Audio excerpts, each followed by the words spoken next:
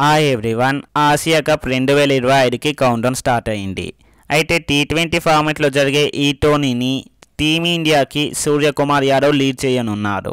ముందుగా team India strengths విషయానికి వస్తే అది ఖచ్చితంగా వారి ఫియర్లెస్ అప్రోచే. లాస్ట్ ఇయర్ టీ20 వరల్డ్ కప్ గెలిచాక రోహిత్ శర్మ, విరాట్ కోహ్లీ, రవీంద్ర జడేజా లాంటి లెజెండ్స్ టీ20 ఇంటర్నేషనల్కి గుడ్ బై చెప్పేశారు.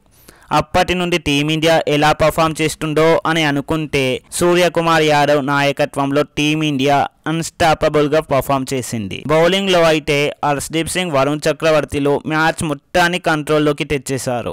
బ్యాటింగ్లోనూ అభిషేక్ శర్మ, సంజు శాంసన్ గురించి ప్రత్యేకంగా చెప్పక్కర్లేదు. మ్యాచ్ని వన్ సైడ్ చేసేశారు. ఇక ఆల్రౌండర్స్ అయిన హార్దిక్ పాండ్యా, అక్షర్ పటేల్ కూడా దుమ్ము దులిపేశారు.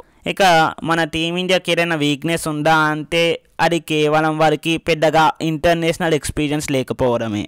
బట్ స్టిల్ కోవిడ్-19 టైంలో మన టీమిండియా యూఏఈలో ఆడిన అనుభవం ఉంది, అది కూడా ఐపీఎల్. అలానే మన టీమిండియాకున్న మరొక వీక్నెస్ ఏంటంటే వారు చివరగా టీ20 ఆడింది ఫిబ్రవరి 2025లో. సో ఈ గ్యాప్లో వాళ్ళకి ప్రాక్టీస్ లేకపోవచ్చు. స్టిల్ మన యంగ్ ఇండియన్ టీం ఈ టైటిల్ గెలిస్తే నెక్స్ట్ ఇయర్లో జరిగే వరల్డ్ కప్కి చాలా యూజ్ అవుతుంది. ఇప్పుడు ఏషియా కప్ గురించి మన టీమిండియా ప్రోబబుల్ ప్లేయింగ్ 11 చూద్దాం. ముందుగా నంబర్ 1లో శుభ్మాన్ గిల్, నంబర్ 2లో అభిషేక్ శర్మ, నంబర్ 3లో తిలక్ వర్మ, నంబర్ 4లో సూర్యకుమార్ యాదవ్, నంబర్ 5లో హార్దిక్ పాండ్యా, నంబర్ 6లో శివం దూబే లేదా రింకు సింగ్, నంబర్ 7లో అక్షర్ పటేల్, నంబర్ 8లో జితేష్ శర్మ, నంబర్ 9లో జస్ప్రీత్ బుమ్రా, నంబర్ 10లో హర్షదీప్ సింగ్, నంబర్ 11లో వరుణ్ చక్రవర్తి. మరి ఈ ప్లేయింగ్ 11తో టీమిండియా ఏషియా కప్ గెలుస్తుందంటారా?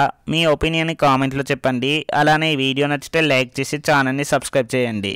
మరో వీడియోతో మళ్ళీ కలుద్దాం. Thanks for watching. జై హింద్.